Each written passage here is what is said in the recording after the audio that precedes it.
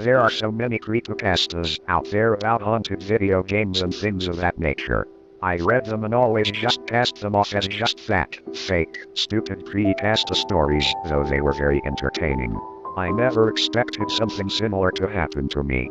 It seems like the worst things always tend to happen to those most unsuspecting and cynical, doesn't it? Well, I was at a time of disappointment in my life. I had become very ill and forced to drop out of college. I hated having my dreams put on hold, and I'd been suffering from a mild case of depression because of it. But there was still a comfort that can only come from being back home that reassured me a bit. But there was still the boredom I had to deal with. No job, no college, and I hate to say it, but little friends, most still in college themselves, made each day drag by. The days spent watching TV and old VHS movies in that familiar living room gave me some inspiration to find a way to ease my ever-increasing tedium. My VHS and DVD library had dwindled down to only my old worn-out Disney movies left unwatched, so I decided to watch one of my all-time favorites, The Lion King. The colorful, cute lion cubs reminded me of an almost forgotten piece of my past. It was the old 1994 Lion King PC video game I used to play constantly as a child. My mom and I used to spend hours trying to win that old game. The flood of old memories sent me walking to my old bedroom to the ancient computer that still sat on a desk in the corner. I'd been so proud of that old computer when I first bought it.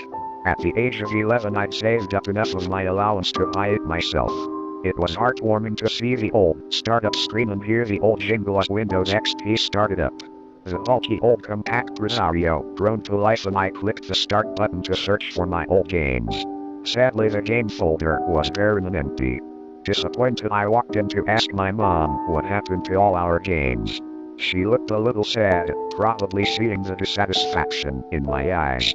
She told me since I had purchased a brand new laptop a month or so ago, my dad was going to sell the old computer. He had taken all the old games and documents and removed them. She then suggested I ask my dad if he'd saved any of them. Later that night, my dad returned from his job at the factory, tired and worn. He flopped on the couch to do what he did to relax, look up stuff on his laptop. So I walked over and asked him what the fate of my childhood memories had been. He regretted to say that he didn't think I would care about them anymore and had deleted them. I was clearly saddened by that. I had been really looking forward to skydiving into an ocean of nostalgia. Hating to see his little girl, all 19 years of her, upset, he said he'd go online and try to download as many of the old games as he could from freeware sites and things of that nature. Gladly, my dad did find and download the 1994 Lion King Sega game, my old favorite. Now, this game isn't like the modern Disney games out there. It wasn't a babyish activity center or storybook game. It was a story, yes, but it was an action game. The gist of it was that you started out as young Simba as he defeats innocent villains and animals such as chameleons, porcupines, frogs, spiders, vultures, and the harder villains, hyenas. Young Simba could defeat these adversaries by simply jumping on them, except the porcupines. You had to growl to flip them over, then jump on them. Older Simba was oddly more violent.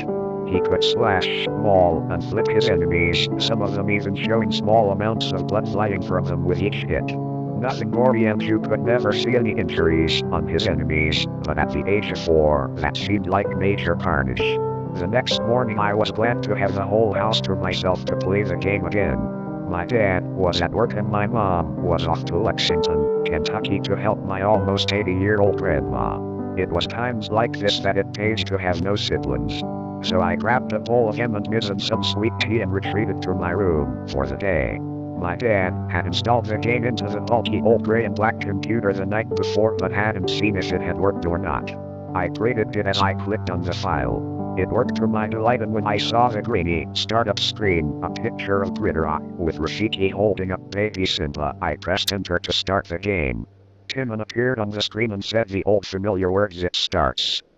I worked my way through with ease. I remembered every trick and bonus. Everything went well, and I was having good old-fashioned fun like I used to as a little kid. I made it to the last level, the Gritterock level where adult Simba battles Scar. I made it halfway through the level, battling Scar 2 of the 3 times and killing off hyena after hyena. I was having a perfect game until I made one mistake. I misjudged the jump and missed the platform I was aiming for, sending Simba plunging into the darkness in between. That's when things started to go wrong. Instead of just fading to black and starting the level over like it was supposed to, the screen began flashing random colors, mainly red, black, and purple, and a sound that isn't supposed to be in the game. I should know, I've played it hundreds of times, and memorized every part of it. The sound was from the movie. It was from the infamous stampede scene when Mufasa fell to his doom. It was Simba's scream no! Then there was a screeching sound so loud I jumped and turned down my speakers. I figured that this was just a hacked version of the game and someone thought it would make the game better to add sound clips from the movie. But then instead of returning to the level I was on, the game restarted from the beginning. That made me annoyed since I'd gotten so far. But then the startup screen changed. Instead of the cheery scream I remembered from my childhood, or from 2 seconds ago, for that matter, it was dark, blurry and not colored. Red, black and blue. It almost looked like a night shot of the original screen. But I thought it might just be a glitch and pressed start anyway. Instead of Timon saying his normal phrase, there was a strip of red writing which seemed to flash and twist on the screen. It said a quote that I recognized and actually loved. The boundaries which divide life from death are at best shadowy and vague. Who shall say where the one ends and the other begins? A quote from my favorite author, Edgar Allan Poe.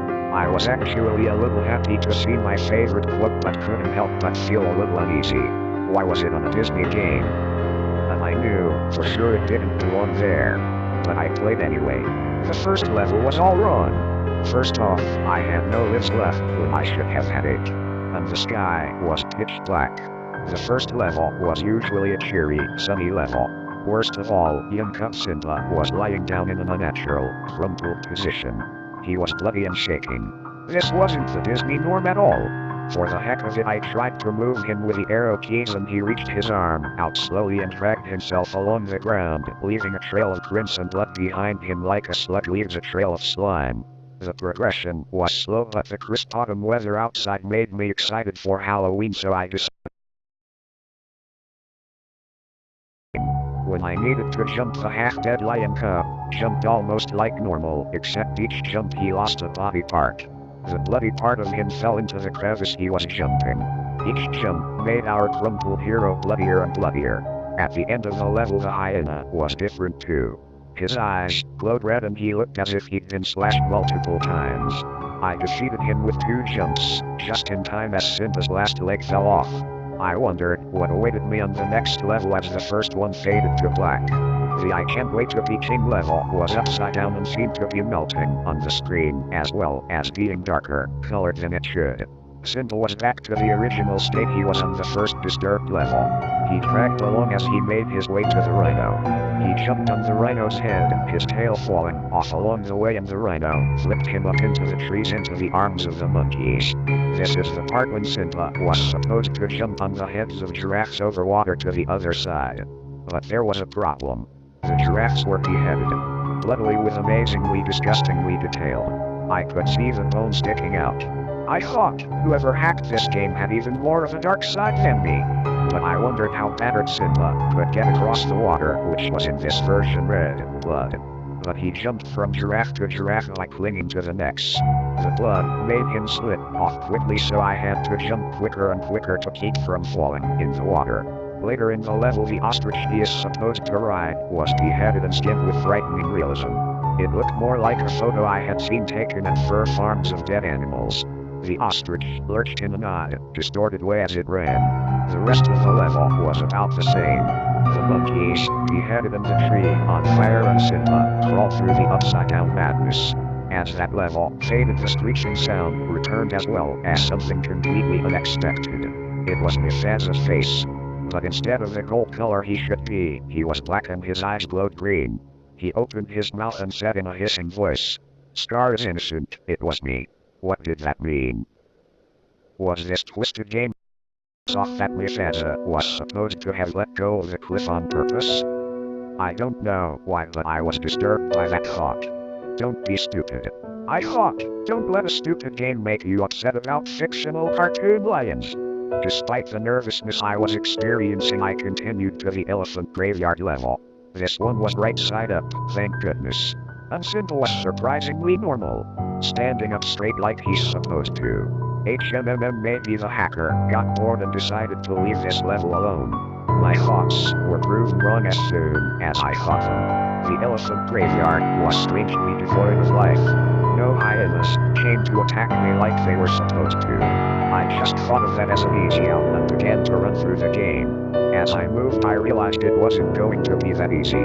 I screamed, ripped loudly through the speakers of the monitor, not just the screen, but the whole monitor shook. That freaked me out, but I figured it was probably just vibrating from the loudness of the screams. Anyway, I had a new thing to worry about. The ground was literally crumbling under Simba's feet. I had to keep running through the desolate graveyard to keep from falling into the unknown black below me. As I ran, I noticed that the spots that were supposed to have hyenas instead had bloody, skinned corpses instead. And the same hissing voice of Mufasa I heard before sounded as I passed each one. Death is cruel to the just and the unjust. He repeated it over and over as the scream built up louder and louder behind it. Then the whole monitor started shaking again, more and more violently. Then very realistic blood started dripping down the screen. So realistic I was tempted to reach out and touch it. I indulged in my temptation and was petrified as my finger became covered in sticky crimson blood. As can be expected, I screamed and ran from the room. I ran into the bathroom and slammed the door shut. My hands were trembling as I reached for the light switch. I half expected that distorted Mufasa's face to be in front of me as I flipped on the light. Of course it wasn't. So I just sat down and curled into a ball. I suddenly hated being alone. I yearned for my parents to come home. It didn't help that I could still hear that scream from the other room. My room, where I had to sleep. As frightened as I was, I decided I had to go back and turn off that game. So I mustered up whatever courage was left in me and walked slowly back into the room. I was almost afraid to turn and look at the computer in the dark corner of the room. But when I did, I saw that blood was gone. Maybe I had just let the disturbing game get to my head and I hallucinated the blood. I mean, it was just a game, right? Weirder still is that the game had paused on its own, as if it had known that I had fled the room. Maybe in my panic I had hit the enter button on the keyboard and just hadn't known it. But I sure didn't remember it. That thought was proven false as soon as my bottom made contact with a seat. For as soon as I sat down, the game started up. The screaming, thankfully, stopped for the time being, and curiosity was urging me to keep going. I knew my dad would take away the defective game off as soon as he heard about it, so this was my only chance to see what happened next. So I kept going. I finished the crumbling elephant graveyard level and prepared for the stampede level and whatever dark twist was next. But to my surprise, everything was normal in this level. The sky was blue and the rocky canyon was a bright tan, just as I remembered it. Half of me was thankful and the other half, the darker half I hide from most people, was bored. It was at the end of the level that things changed. After Simba escaped the wildebeests, the screen cut to black abruptly and then continued to play a scene from the movie. Well, sort of. It was the scene where Mufasa was climbing up the rocks after saving Simba from the stampede. But then something different happened. It cut to Simba staring at his dad struggling to climb up the canyon. This scene wasn't in the movie, though it was animated in just as good quality as the real movie. Simba was crying as if he knew his dad wasn't going to make it. Sobbing realistically. He then stopped suddenly and turned his face toward the screen. His eyes were empty, emotionless as he stared at me. Then he stood up and walked forward. The camera angle switched to behind him and revealed what he was walking to. The edge. The cliff. What is this? I could only watch in horror as he just walked off the cliff to the stampede below. Then the screen cut to Mufasa's face. He saw it. He saw Simba fall to his death. His eyes were filled with tears and he looked up at his brother, Scar, grinning down at him. What are you going to do, brother? Scar asked menacingly. His eyes glowing a knot red and his paws dripping with blood. What have you to live for? Nothing, Mufasa answered, then turned his face to the screen. No one does. Then he let go of the cliff and fell. Then it showed Scar laughing, his face slowly morphing into a hideous skull, pieces of flesh clinging to it. His eyes started to drip blood as the screen faded black around the skull. Then he whispered, "It's true for you too, Heather." Then chuckled and disappeared. Once again I found myself running from the room, this time in hysterics. If I thought I was trembling before, then this was my own personal earthquake. In the bathroom I ended up vomiting into the toilet. Then I just sat there, whispering, "It's not real, it's not real." Tears ran down my face like the blood had from scars. How did that game just say my name? That's not normal. This house at the time. It was up to me to go back into that room and turn that demonic game OSF-IMMEDIATELY. So I stomped into my bedroom angrily. I will MOT, let a GAME control me. I glared toward the screen and noticed that Scar was gone. It was sitting there on the Simba's exile level. Very normal looking. It even had the appropriate sound for the game. Once again, curiosity got the better of me and I dismissed the movie clip as my imagination getting the better of me. So I continued to play the level. I was stupid, I know that now. But I wasn't one to get freaked out that easily over things like that. I was the type who craves scary things. Loved them. So I played the game with a cautious but curious attitude. I was just waiting for something else strange to happen. Not hoping for it like before, more like watching a video online and waiting for the screamer. The level was perfectly normal. Whoever hacked this game had a twisted sense of humor. I thought, warily, lulling you into a false sense of security, then freaking you out in a whole new way. I knew it was coming, but I still jumped when it happened. The Simba's exile level ended normally as the hyenas watched Simba escape through the thorns yelling, "If ya ever come back, we'll kill ya." But then it happened. Something freaky. The Hakuna Matata level started but Simba couldn't move. It was like the game was locked up except he was moving. Not running like I wanted him to, but shaking his head over and over and over again. As if he was trying to shake the bad thoughts from his head. Then suddenly, he looked straight ahead, then fell to the ground. Like he passed out, only his eyes rolled out of his head and across the green jungle grass. Then the image twisted in on itself and faded to black.